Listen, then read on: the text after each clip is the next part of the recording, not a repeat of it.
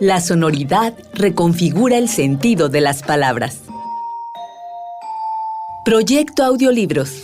La vida inútil de Pito Pérez, Pueblo en Vilo, Céfero, La CIA en México, Memorias de un colono, El agua envenenada y muchos títulos más. Acercamos a tu oído la mejor literatura escrita por michoacanas y michoacanos. Novela, cuento, filosofía, historia, audiolibros para ti. Escúchalos en nuestras plataformas digitales, YouTube y SoundCloud. Un proyecto literariamente sonoro del Sistema Michoacano de Radio y Televisión.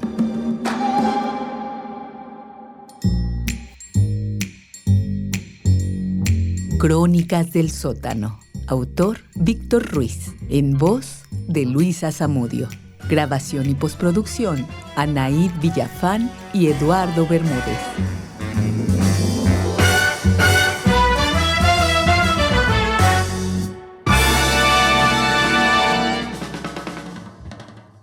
Víctor Ruiz. Crónicas del Sótano. Primeros 3 acordes. Me enorgullece sentir que a mis 34 años me he dedicado más al rock and roll que a otra cosa. Y no lo digo porque sea músico u obtenga algún beneficio económico por ello, sino porque he aprendido a zafarme de la vida laboral para buscar el ruido. También lo vivo así, porque pasa el tiempo y no he cedido a la trampa, esa que mi madre llamaba estabilidad o sentar cabeza.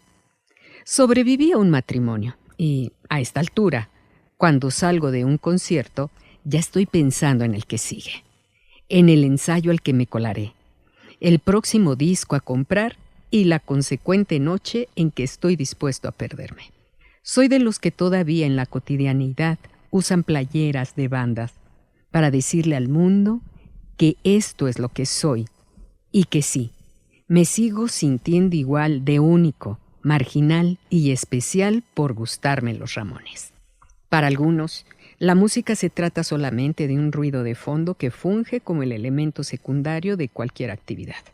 Para otros, como yo, fue el pilar de nuestra formación ideológica, política y social durante nuestra adolescencia. Aquellos discos de The Clash me orillaron a investigar sobre la precariedad laboral y el no future de la vieja Inglaterra de los años 70. Descubrí que esa realidad se parecía mucho a la de mi generación.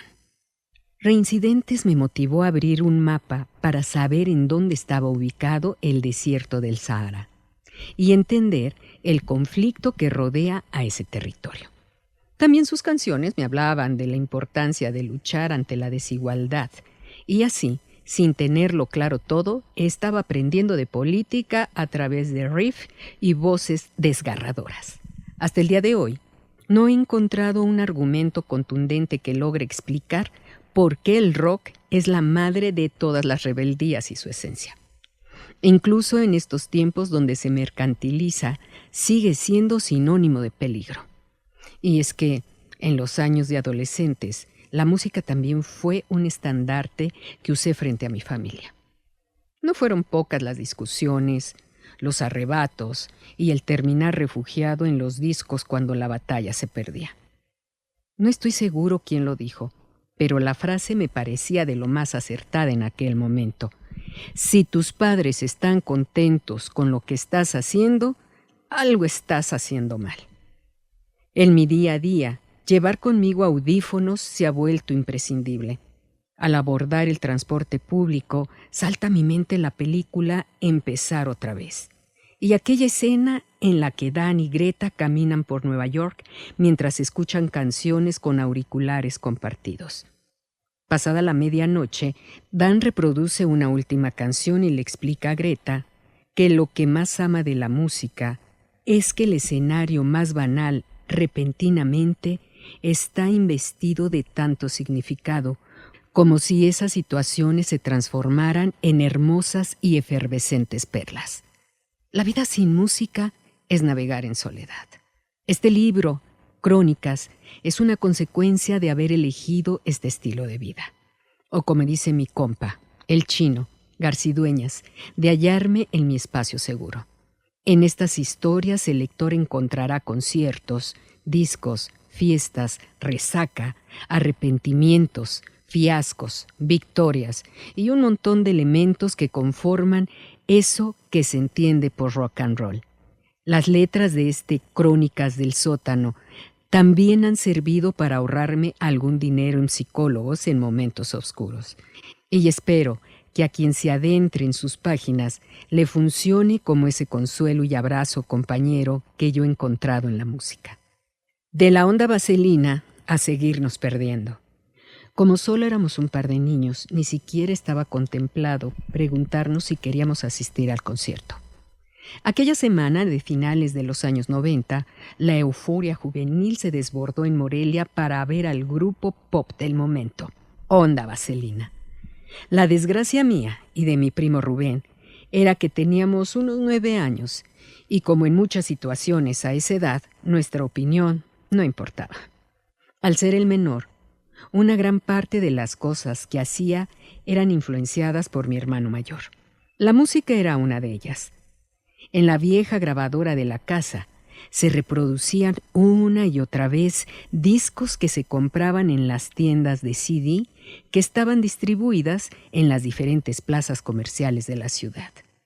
Por aquellos años, la telenovela de Televisa, Mi Pequeña Traviesa, que estaba protagonizada por Michelle Viet y Héctor Soberón, gozaba de la mayor popularidad en audiencia y parte de ese éxito radicaba en la banda sonora que estaba a cargo de Onda Vaselina y su tema Te quiero tanto, tanto. En general, aquel álbum, entrega total del año 1998, giraba una y otra vez los sábados en que nuestra madre nos designaba las labores de aseo del hogar. Además del hit que se escuchaba en todas las estaciones de radio, también memoricé otras canciones como Mírame a los ojos, Aunque muera por ti, Un pie tras otro pie y Tus besos. Cuando llegó la noticia de que la agrupación se presentaría en el Palacio del Arte, mi hermano rogó para que le dieran el respectivo permiso de asistir, algo que jugó a su favor y que sin duda fue clave para lograrlo. Era que la misma escena replicaba en la casa de mi tía con 2 de mis primas. Mi primo y yo pagamos la factura de tener 9 años y nos convertimos en simples espectadores del proceso. Como unos auténticos ceros a la izquierda, observábamos la organización que emprendieron nuestras madres para conseguir los boletos de nuestros hermanos mayores. Eran los 90s y no existían los pagos en línea, ni mucho menos las tarjetas que te hacían el tramposo favor de prolongar tus deudas a meses sin intereses. Así que, a la vieja escuela, mi madre y tía fueron a formarse para obtener el tan anhelado tesoro de cualquier adolescente promedio. Y ahí estaban, Gerardo, Selene y Alma festejando sin haber movido un solo dedo. Eso sí, como resulta que a los 9 años tampoco te puedes quedar solo en casa, el día del concierto tuvimos que acompañar a nuestras mamás a llevar a los hermanos privilegiados hasta la puerta del Palacio del Arte con varias horas de anticipación. La jornada no terminaría ahí, pues también decidieron que formaríamos parte del escuadrón de chaperones que aguardaría afuera del inmueble hasta que la presentación musical llegara a su fin. No teníamos derecho a estar en el concierto, pero tampoco a protestar por el aburrimiento de ver pasar el reloj sin hacer nada. Hasta el día de hoy, nunca se lo he preguntado a mi primo, pero por lo menos yo experimentaba un deseo envidiable de estar adentro del lugar. Al paso de las horas, la fila de ingreso fue creciendo y cuando la noche se hizo presente, el griterío aumentaba mientras un efecto de luces se escapaba por las rendijas de la edificación.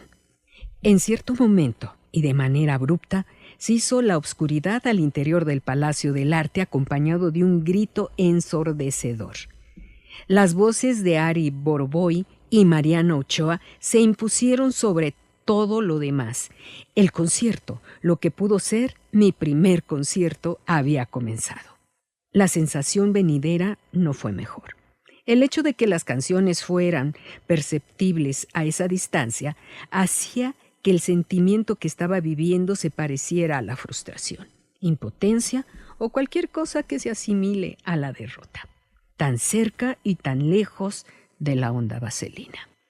Mi tía, que siempre mostró gusto por las movidas juveniles y del momento, tarareaba los temas que lograba ubicar. Fue a medio concierto cuando de su boca salieron las palabras más lúcidas y que tanto había estado esperando. A lo mejor los niños también querían entrar. Antes de que Rubén y yo pudiéramos responder, mi madre aniquiló contundentemente la idea. ¿Qué van a estar queriendo entrar? ¿No les gusta? No juzgo a mi madre. Hace 25 años, muchas cosas eran distintas o se interpretaban desde otra mirada. No existía tanta información como ahora y seguro que no se pensaba en la posibilidad de que a los niños también les gustara la música y, por consecuencia, anhelaran estar en un concierto. Cuando mi hermano y mis primas salieron del palacio, su cara era de absoluta satisfacción. No hacía falta decir una sola palabra, pero el silencio tampoco estaba de mi lado esa noche. Durante el recorrido a casa, Gerardo narró minuciosamente lo que fue la experiencia. Para mi fortuna, y como punto a favor de la niñez, a esas horas el sueño me fue venciendo de a poco. Solo me quedaba dormir y esperar a que llegara el próximo sábado para poner a girar el disco de siempre. La revancha llegaría 9 años después. Para ese momento, Onda Vaselina y todo el pop que se fabricó en la década de los 90 ya estaba archivado en el baúl de las cosas que no pudieron ser. Durante el último año de secundaria, se empezaron a abrir las puertas a otras posibilidades musicales que contrastaban con lo que me gustaba de niño. De hecho, de que mis padres hayan podido contratar el servicio de cable por televisión fue un parteaguas en la vida de mi hermano y mía. Pues a partir de ese momento, gran porcentaje de nuestra educación fue cedida a MTV, Telehit y Much Music. Nirvana, Guns N' Roses, Aerosmith, Limp Bizkit, Korn, Linkin Park y un montón de bandas que aparecían en la pantalla fueron ganando mi atención. Como una cosa lleva a la otra, un día me encontré con un disco de Green Day que marcaría mi destino para siempre. Un vecino del barrio había decidido montar en la cochera de su casa una especie de local para vender discos. Quiero que la gente se sienta como si fuera al Audi. Me había dicho la primera vez que entré al lugar y me encontré con un montón de CDs regados por el suelo. La primera semana opté por elegir aquellas cosas que ya conocía. Pero como mi conocimiento rockero no era muy amplio, al poco tiempo esa fórmula caducó. Sin embargo, mi hambre por escuchar más música era insaciable. Así que decidí que lo mejor era comprar discos que me llamaran la atención por sus portadas. El riesgo asumido funcionaba en ocasiones, pero había otras en las que lamentaba haber tirado mi dinero a la basura. En uno de esos intentos me encontré con una portada en la que aparecían 3 sujetos plasmados en una pared en forma de graffiti. Se trataba del Shenanigans de Green Day, banda desconocida para mí en ese momento. Haber comprado ese disco trajo consecuencias que se mantienen hasta el día de hoy. Lo que escuché no se parecía en nada a lo que había elegido antes. La grabadora desprendía una adrenalina única que provocaba una corriente eléctrica adictiva en mi cuerpo. Luego entendería que eso tenía un nombre: punk rock. Totalmente enganchado al género, fui descubriendo bandas poco a poco. Empecé por lo clásico hasta delimitarlo a lo nacional. Un amigo, al que apodaban Interpol, por su fanatismo a la agrupación estadounidense, prácticamente me ordenó que escuchara a Seguimos Perdiendo. No puedes decirte punk rocker si no lo topas, me había advertido. Tenía 16 años y lo que más quería era que el mundo me identificara como un punk rocker más. Así que me di a la tarea. Desde la primera canción me enamoré, al grado de que se volvió mi banda de cabecera. Las letras hablaban de amor, pero sobre todo de alcohol, mucho alcohol. A los 16 años ya me escapaba de la preparatoria 1 de San Nicolás de Hidalgo para pasar las tardes en las jarras de Madero, bebiendo cerveza indio de 10 pesos. Así que la banda sonora a cargo de Seguimos Perdiendo resultó ser una buena compañera en mis primeras borracheras. Además de las canciones, creo que lo que más me gustaba de esa banda chilanga era el discurso que había detrás de su música. A diferencia de otros grupos, Seguimos Perdiendo despreciaba la prensa y cualquier intento de promoción a través de esa vía. No les gustaban los grandes festivales de la industria y eran unos convencidos de que el punk rock se debía tejer entre amigos. Corría el 2007 cuando estaban promocionando su tercer álbum de estudio dignamente bautizado como 12 años de punk rock y no mamadas, por lo que Morelia era una parada obligada en su gira. Aunque la música ya estaba definiendo mi personalidad adolescente, hasta ese momento seguía sin tener una experiencia real de haber estado en un concierto. Las presentaciones de grupos versátiles y aburridos que tocaban en plazas públicas o fiestas familiares, por supuesto que no estaban dentro de mi lista. Todo estaba acomodado para que rompiera la malaria. La tocada sería en el Centro Social de la Colina, es decir, a 2 cuadras de mi casa. La ansiedad me devoraba, así que fui de los primeros en ir a comprar mi preventa a la mítica tienda de rock Underworld que se ubicaba cerca de la Plaza de Carrillo. El día del show, por un momento parecía que todo se tambaleaba. Unas horas antes se corrió la voz de que el centro social no estaba disponible y que se estaba buscando una sede alterna para no cancelar el concierto. Fueron horas de angustias e incertidumbre, hasta que el Aragán, organizador del evento, confirmó a través del antiguo Messenger que había conseguido una bodega que se ubicaba en la colonia Las Jacarandas. No eran ni las 5 de la tarde cuando me escapé de casa. Con un par de amigos iniciamos el ritual rock and rollero que mantengo hasta la fecha. Compramos unas caguamas en uno de los andadores de la colina y bebimos lo suficiente como para llegar entonados a la tocada. Como los 3 éramos unos neófitos en el tema, cometimos un error clásico dentro de las movidas musicales y del punk. Llegamos puntuales. El flyer decía que la cosa empezaría a las 7 de la noche, pero a esa hora el lugar todavía no estaba abierto. No sé cuánto tiempo pasó antes de que apareciera Aragán, con toda la tranquilidad del mundo para abrir la puerta y de a poco comenzar a instalar el equipo de audio. El retraso se prolongó por más de 2 horas. A esa altura, medio público estaba borracho, moneado, y ya se habían presentado 3 conatos de bronca que al final de cuentas no llegaron a nada. Todos éramos unos niños que pretendían verse rudos a base de alcohol y chamarras de cuero. Cuando los teloneros estaban en acción arriba del improvisado escenario, el vocalista de Seguimos Perdiendo, Miguel Bouzas Cardassi, el Mike, para todos, observaba a la distancia con un vaso de cerveza en la mano. Desde ese momento, y hasta el último recuerdo que sostengo de esa noche, el músico nunca paró de beber. Traté de acercarme para saludarlo y que me firmara algo, pero un empujón intempestivo me lo impidió. Frente a mí se encontraba un tipo de mediana estatura, piel morena, lentes oscuros y chaleco de cuero. Con las palabras arrastradas por consecuencia del alcohol, me lanzó una sola frase, pero contundente: «Vete a la verga». Tiempo después sabría que esa persona se llamaba Toño y que era del barrio de Santiaguito, que detestaba a los groupies. Enfadosos como lo era yo en ese entonces y que también amaba a la banda argentina Flema, ahora somos amigos y de vez en cuando le recuerdo aquel episodio entre risas. Cuando llegó el momento estelar de la tocada, un coro perfectamente sincronizado por parte del público retumbaba en la vieja bodega.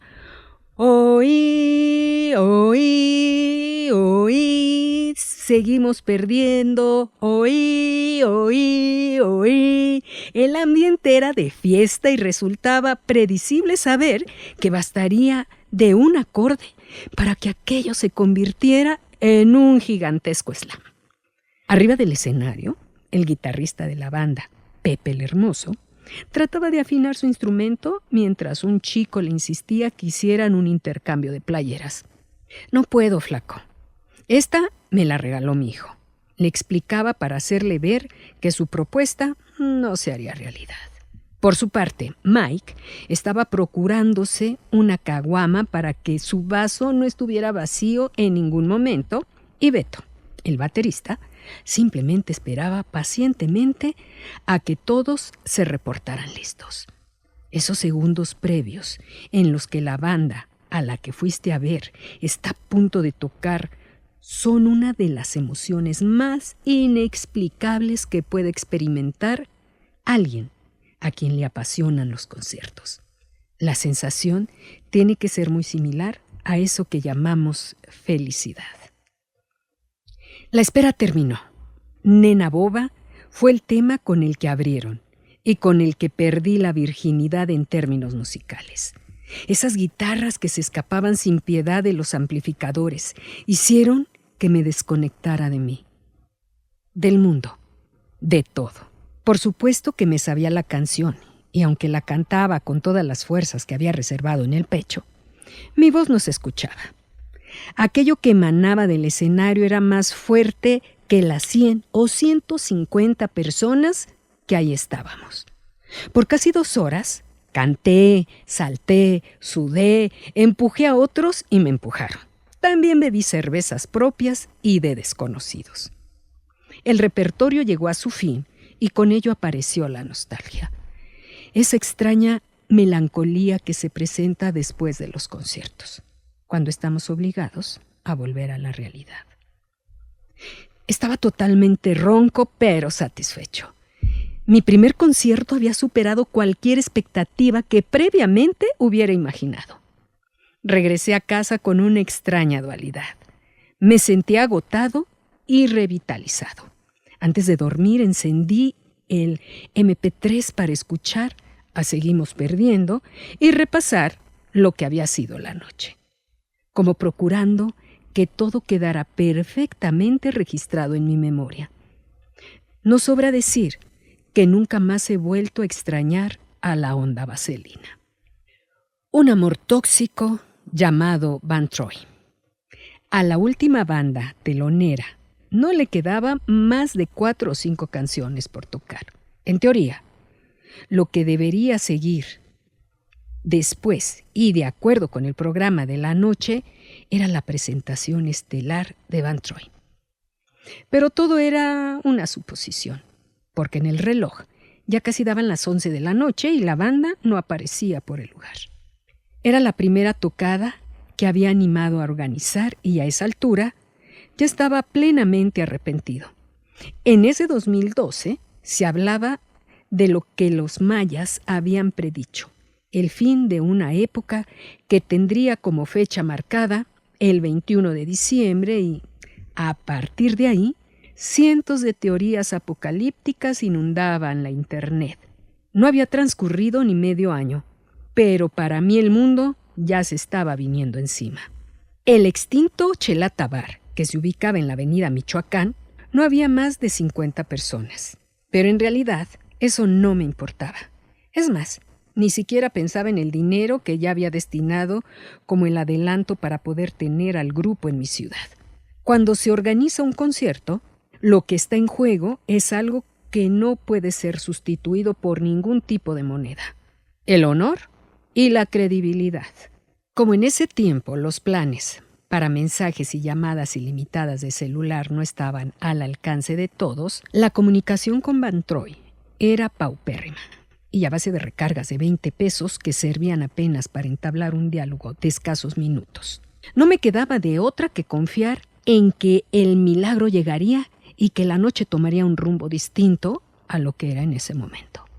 Totalmente desolado, me paré en la esquina del bar a planificar el discurso que daría en el micrófono para explicar que lo de Van Troy no iba a poder ser.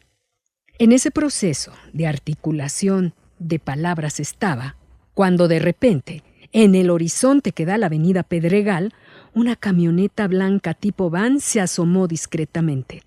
¿Serán ellos? Fue lo que inmediatamente pensé con un suspiro de esperanza.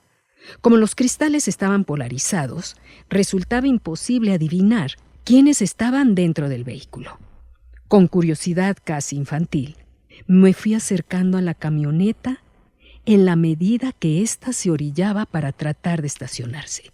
Justo cuando una de las puertas laterales quedó frente a mí, el cristal del ventanal comenzó a descender lentamente. «Buenas, compadre», fue lo primero que escuché mientras me estrechaba la mano un sujeto regordete que llevaba lentes, una argolla sobre la oreja y un collar con la insignia de un guerrero troyano. Era Gerardo González, vocalista y fundador de la banda. Tras el saludo, súbitamente la tensión desapareció. El alma me fue de vuelta y pude volver a sonreír. En ese momento yo no lo sabía. Pero esa sensación es la que iba a experimentar una y otra vez cuando se tratara de relacionarme con Van Troy. La agrupación, originaria de lo que en aquel entonces era el Distrito Federal, nació en 1992 dentro del marco de los 500 años del genocidio de América disfrazado de conquista. La coincidencia terminaría siendo un hito en la vida de la banda, pues su camino estaría marcado por el discurso político. Enarbolados en lo que ellos llamaban un rock combativo, suman una carrera de más de 30 años, en los que siempre han tratado de mantener la misma línea ideológica de la música hecha protesta o viceversa. Los primeros discos que a mis manos llegaron fueron No nos moverán, 1996, y Bajo palabra, 1999. Dos materiales que dejaban en claro que su propuesta no se parecía nada a lo que había estado produciendo el rock mexicano en los últimos años. Pero como se suele decir que nadie es profeta en su tierra, la carrera de la banda se forjó en Europa, especialmente en España. No son pocas veces las que Gerardo Osmani ha admitido que el zapatismo representó una convicción personal en la vida de Van Troy, pero también la puerta que les terminaría abriendo el camino para hacerse de un nombre en el viejo continente. Las idas y venidas entre México y España arrojaron una particularidad que se convirtió en la esencia y sello de identidad de la banda: la capacidad de hablar con sus canciones por igual de las crisis políticas y sociales de ambos países. En un mismo disco se pueden encontrar las luchas indígenas de los pueblos mexicanos para detener las masacres de paramilitares y al mismo tiempo rendir tributo a la comunidad autónoma de Marinaleda, en Sevilla, España. Se trata de la conexión de dos mundos perfectamente traducidos con una guitarra eléctrica. Para el 2012, yo ya era un fan declarado y militante de la causa vantroiana. El poder recibirlos en Morelia era prácticamente un sueño cumplido. Los años y las experiencias venideras me enseñaron que la idealización también es un pecado en el mundo de la música. Esa noche, a Gerardo Osmani lo acompañaba Juancar en el bajo y el Bola en la batería. También estaban rodeados por un staff amplio que nunca entendí del todo cuál era su función, pues la mayor parte del tiempo la invirtieron en beber cerveza y pedir tostadas de ceviche en el bar. Cuando Gerardo se desprendió de una pesada chamarra de cuero que traía bordada sobre la espalda el logo de la banda y dio paso a conectar su guitarra Gibson SG, todos nos convertimos en espectadores silenciosos. Sin previo calentamiento y bajo las toneladas de en muy mal estado, puso a trabajar a su máximo potencial el amplificador Marshall. El repertorio avanzaba y la intensidad no disminuía. Hay presentaciones en las que de todo le sale a los músicos. Y esa noche, Van Troy no pretendía dejar respirar a un público que ya estaba entregado a sus pies.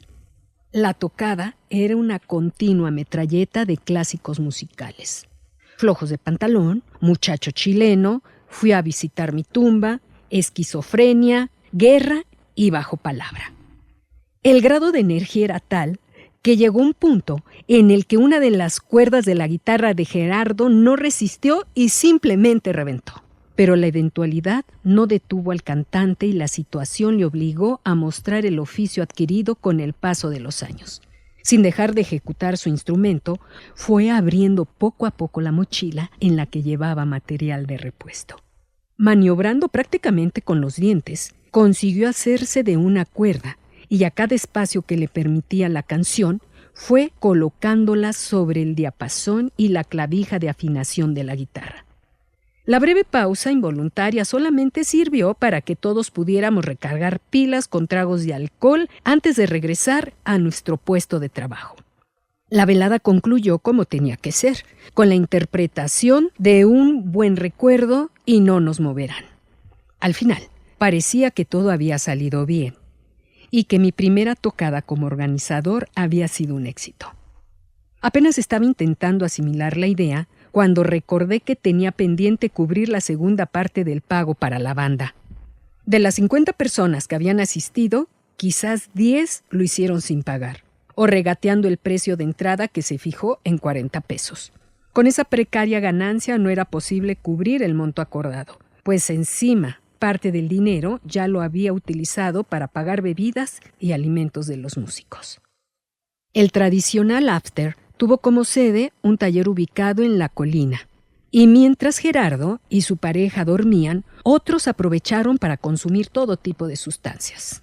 Yo, por mi parte, dediqué el tiempo a hacer una doble función. Conversaba con Juancar, con canciones de La Fuga de fondo, pero al mismo tiempo, desde mi celular hacía gestiones para conseguir dinero prestado. A eso de las 6 de la mañana, cuando las combis del transporte público inician su jornada laboral, yo también emprendí el viaje para recolectar billetes. Con mi chamarra de cuero, para soportar el frío madrugador y totalmente en vivo, bajo los efectos del alcohol, recorrí 3 puntos de la ciudad como castigo por no usar tarjetas bancarias. Cuando regresé, lo primero que me encontré fue el rostro iracundo de Gerardo. «Compadre, hace 2 horas que tuvimos que habernos ido», me dijo desde la puerta en tono enfadado. Ese sábado, Bentroy viajaría hasta Hermosillo, Sonora, para comenzar a alistar un concierto acústico que sería grabado en el teatro de la ciudad. La molestia era entendible, y esta incrementó cuando se enteró que la colecta emergente había sido insuficiente para saldar lo apalabrado. Para ese momento, la cruda física ya me estaba cobrando factura, pero también la moral. «Lo siento, Gera, te juro que nos pondremos a mano», le dije en el sentido más honesto de una disculpa sin saber que el karma me lo cobraría al doble más adelante. La banda acomodó sus instrumentos en la van y sin mucho protocolo, y todos nos abrazamos con la promesa de encontrarnos en el futuro. Desmoralizado y tratando de escaparme del sol, caminé a mi casa pensando en los pretextos que utilizaría ante mis padres para justificar el no haber llegado a dormir. Al abrir la puerta, me percaté de que no se encontraban y sonreí por ese noble gesto de la diosa Fortuna. Me tiré a la cama abatido. Por lo menos, ese día no quería saber nada de música y deudas. 2. No puedo decir que no hubo una advertencia previa. Personas del mismo círculo me alertaron de la metamorfosis de personalidad que experimenta Gerardo cuando se le atraviesa el alcohol. Pensaba que se trataba de una exageración hasta que esa noche, en la que Bentroy volvió a Morelia para presentarse en el Fusion, bar que se ubicaba a una cuadra de la Plaza Villalongín y que fue la casa del rock en la ciudad por algunos años. Después de la última experiencia, me negué a involucrarme en el aspecto económico. Así que mi compromiso con el promotor y el dueño del bar fue el de apoyarlo en la parte de logística del evento, lo que incluía la invitación de bandas teloneras y el traslado de Bentroy a la terminal de autobuses tras la tocada. Parecía una decisión sabia, pero no lo era. Desde la llegada del grupo, Gerardo accedió a tomar los primeros tragos. Todo era risa, buen rollo y conversaciones amenas. Sin embargo, al paso de las horas, la realidad se fue deformando. No se sabe la cantidad exacta ni el grado de alcohol que se requiere, pero llega un punto en el que algo se desconecta en el músico para dar paso a una compleja y casi intratable versión de él. La persona ecuánime, amable y noble deja de existir, y en su lugar aparece alguien que no logra distinguir entre el bien y el mal. Palabras como incomodidad o límites son eliminadas de su vocabulario y, en el mundo de Gerardo, todo, absolutamente todo, está permitido. Para esa noche, yo llevaba una botella de whisky que se me había permitido ingresar con la condición de ser discreto y evitar que el resto de la gente se percatara. La mejor idea que se me ocurrió fue dársela a guardar a Heréndira, una amiga que teníamos en común con Gerardo. Todos se concentraron en una sala que funcionaba como camerino y, en un descuido, mi amiga dejó su mochila abandonada a su suerte. Cuando volvió, la botella ya no estaba, por lo que increpó al primer sospechoso de la escena del crimen. «Gera, ¿y la botella?» «Ya me la tomé, manta», respondió con una risa pícara, digna de un niño que acababa de cometer una travesura. Las imprudencias de Gerardo se dejaron venir una tras otra. Aunque en honor a la verdad, algunas de ellas no cayeron en la falta de respeto y otras llegaron a ser hasta divertidas.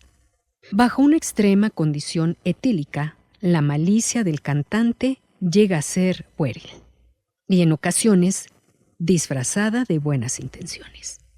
Sin embargo, la mejor defensa que sigue teniendo Gera frente a sus propios demonios está en la música. Al momento de subir al escenario, muta a una tercera personalidad. Con la guitarra colgada, lo que uno tiene enfrente es a un músico intachable de calidad incuestionable, composición fina y que se adorna con una voz que proyecta una combinación de garra y ternura. En esa parte no decepcionó. ¿Quién sabe cómo demonios lo hizo? Pero sacó el set adelante sin errores que resultaron notorios. El problema fue que decidió unilateralmente comerse el tiempo de la siguiente banda. Pese a las advertencias de que ya debían bajar del escenario, Van Troy tocó por más de una hora, dejando un espacio bastante reducido para que hiciera lo propio Rechazo Social. «Nel, nosotros ya no vamos a tocar», me dijo de manera contundente el Punky, vocalista de Rechazo, quien además mostraba una molestia adicional, ya que el amplificador al que Gerardo le sacó todo el provecho del mundo le pertenecía a él. La tocada terminó de manera abrupta, pero eso solo significó el inicio de otra odisea: lograr llevar a Van Troy a bordo de su autobús de regreso a la Ciudad de México. En tiempo récord, desconectamos y resguardamos el equipo de audio, así que, junto a Heréndira, estábamos listos esperando en el auto de Gerardo. Desde las afueras del lugar observábamos cómo el músico alegaba con el dueño del bar. Por la manera en que agitaba los brazos, intuimos que el problema era el dinero. Se trataba de una oda a la terquedad, pues en un bando se encontraba el Gera borracho y en el otro un promotor tacaño dispuesto a no pagar. Ignoro cómo se solucionó el conflicto, pero cuando vi que por fin se dieron el clásico apretón de manos al estilo de los viejos caballeros, respiré. No sé si fue la discusión, pero el cantante ingresó al vehículo más mareado de lo que había estado minutos antes. Teníamos el tiempo justo para llegar a la terminal de autobuses y ponerle fin a la agotadora noche. El trayecto se convirtió en un ejercicio en el que se ponía a prueba la paciencia. Gerardo balbuceaba cosas que nadie entendía y que sus compañeros de grupo ignoraban olímpicamente, como si ya tuvieran perfectamente aprendido el método a aplicar en ese tipo de situaciones. La madrugada estaba en plenitud, por lo que Heréndira decidió manejar con prudencia exquisita. No había motivos para que algo saliera mal, pero cuando llegamos a la avenida 10ª que conecta al Estadio Morelos, unas sirenas de patrulla comenzaron a escucharse detrás nuestro.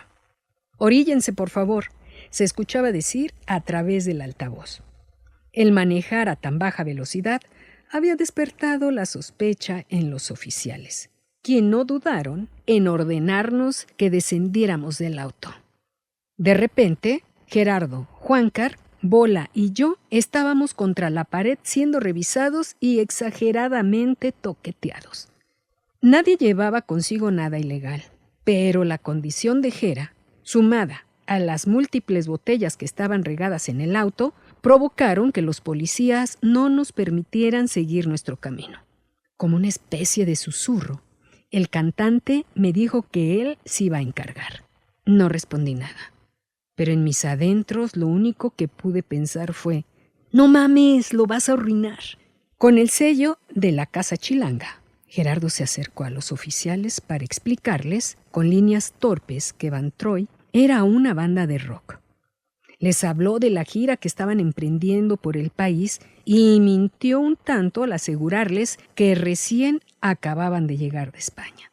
La estrategia fue hacerles creer que era una banda famosa a niveles comerciales y que, si ellos eran los que no los conocían, entonces tenían que hacer algo al respecto para corregirlo. Como había que solventar sus palabras, sacó de su maleta discos y playeras que repartió a cada uno de los elementos. No sé si fue la retórica o que simplemente les cayó en gracia la escena montada, pero los policías nos dejaron ir. Convertidas en una especie de madres amorosas, nos pidieron que manejáramos con precaución y, por supuesto, a manera de bendición, desearon que la banda tuviera un buen viaje. Llegamos a la terminal de autobuses faltando 5 minutos para que el camión partiera a su destino. Todavía había que canjear los boletos y eso implicaba un reto más: impedir que la operadora se percatara de la condición alcohólica de Gerardo. Si la misión no tenía éxito, Van Troy no regresaría a casa.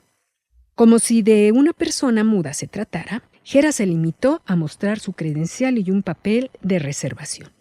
La operadora le sonrió, imprimió los boletos y le dio indicaciones del andén al que debían acudir. Nos apresuramos y al observar cómo abordaron el autobús, me relajé, pensando que, desde ese momento, ya eran un problema de autovías. Debí haber dormido unas 10 horas porque, cuando desperté, el sol ya me había golpeado directamente sobre el rostro. Recordé el pasaje de la noche anterior y no pude evitar pensar en cuál sería el semblante de los policías cuando se dieran cuenta de que los discos que habían aceptado como soborno contenían canciones que condenaban y rechazaban enérgicamente la labor policial. 3. Si algo hubiera salido mal ese día, yo terminaría siendo el único responsable. Era una de esas tardes calurosas del verano del 2016. Tenía una sed endemoniada y la visita de Gerardo para ofrecer un concierto acústico en Morelia representaba la oportunidad idónea para perder el control. Al no venir con el resto de la banda, el costo de contratación era mucho menor, por lo que junto a mi amigo Aragán decidimos convocarlo y pagarle anticipadamente. La Chelata Bar tenía todo lo necesario en cuanto a audio, así que esa parte también estaba cubierta. Como motivación adicional, la tocada había sido agendada para que cayera en viernes de quincena. Cumplí con mi jornada laboral a medias y, antes de las 3 de la mañana, ya me estaba dirigiendo a los portales del centro de la ciudad, donde Gera y Aragán me esperaban. ¿Una chelas o qué, Gera?, fue lo primero que le pregunté a manera de saludo. ¿Ah, sí? ¿Entonces esto va en serio?, me respondió, al tiempo que me daba un abrazo. Teniendo como fondo la catedral, nos pedimos un par de jarras claras que tardaron más en llegar que en lo que nos las bebimos. A esas cervezas le surgieron por lo menos 3 series similares. Cuando el sol comenzaba a dar señales de querer esconderse, Aragán se adelantó para verificar que en el bar todo estuviera en orden. Ya entonados por el alcohol, Gerardo me pidió que lo llevara a las casas del estudiante, que se encontraban en el centro. Me contó que de niño tenían un grupo junto a su hermana que se llamaba Llanero, con el cual interpretaban temas de cantautores latinoamericanos.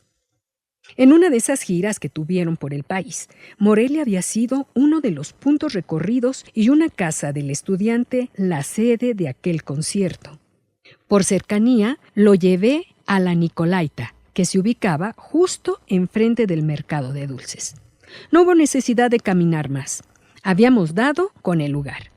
Mientras Gera tomaba fotografías al interior del inmueble, le platiqué que el albergue estudiantil era administrado por la Coordinadora de Universitarios en Lucha, CUL, y que uno de los momentos más críticos fue cuando la Poli violó la autonomía universitaria al ingresar a la casa en 2012, lo que derivó en gases lacrimógenos, bombas molotov, colchones incendiados y cientos de estudiantes detenidos. La revisión histórica del movimiento estudiantil nos había puesto sedientos otra vez. Así que el cantante sugirió comprar una caguama en el Oxxo que estaba en contraesquina de la avenida Madero. Ingenuamente, creí que el envase nos lo llevaríamos al bar para beberlo con calma, pero Gerardo tenía otros planes. Vamos a ponernos cara a cara. Mientras yo le tomo, tú vas a vigilar que no venga la policía de mi lado, y cuando tú le hagas, yo vigilo al frente. Ahí estábamos, en la principal avenida de la ciudad, ingiriendo alcohol y tratando de burlar a la autoridad. Soy enemigo de beber a las prisas, pero dadas las circunstancias, en cosa de minutos esa cerveza se volvió anécdota. Habíamos tenido éxito, pero no me podía dar el lujo de asumir otros riesgos innecesarios, así que, sin consultarle, detuve un taxi para que nos llevara sin escalas a Chelata Bar. Como la cosa ya se estaba poniendo seria, decidí abandonar la cerveza y comenzar a beber whisky. Todavía faltaban unas 3 horas para que tocara la primera banda. Pero para ese momento, Gerardo ya lucía descompuesto. En mi ambición de destrucción y con el objetivo de revivirlo, le ofrecí conseguirle cocaína. Dudó por unos segundos, y aunque pensé que aceptaría sin mayores aspavientos, rechazó firmemente la propuesta. No, compadre, ustedes hicieron un esfuerzo para traerme y lo que quiero es tocar bien. Entonces, por favor, denme chance de dormir en algún lugar para recuperarme y estar entero en la noche. El ataque de responsabilidad nos dejó boquiabiertos a Aragán y a mí. Me sentí culpable porque mi actitud hasta ese momento había sido la del sabotaje. Por supuesto que accedí a su petición y lo llevé a descansar a mi casa, que se encontraba apenas a unas cuadras del bar. La tocada inició y transcurrió sin infortunios. La idea de que todas las bandas se presentaran en forma acústico atrajo público y el lugar prácticamente estaba lleno. Revuelta, Rasdain de Skautomatics y Aragán de la Venganza de Punk Ramón fueron los encargados de ir calentando motores. Cuando regresé a casa, me encontré con un Gerardo noqueado por la resaca. Se mojó de manera excesiva la cara para despertar y, antes de salir, le pedí que me firmara un póster de su banda que tenía pegado sobre la puerta de mi cuarto.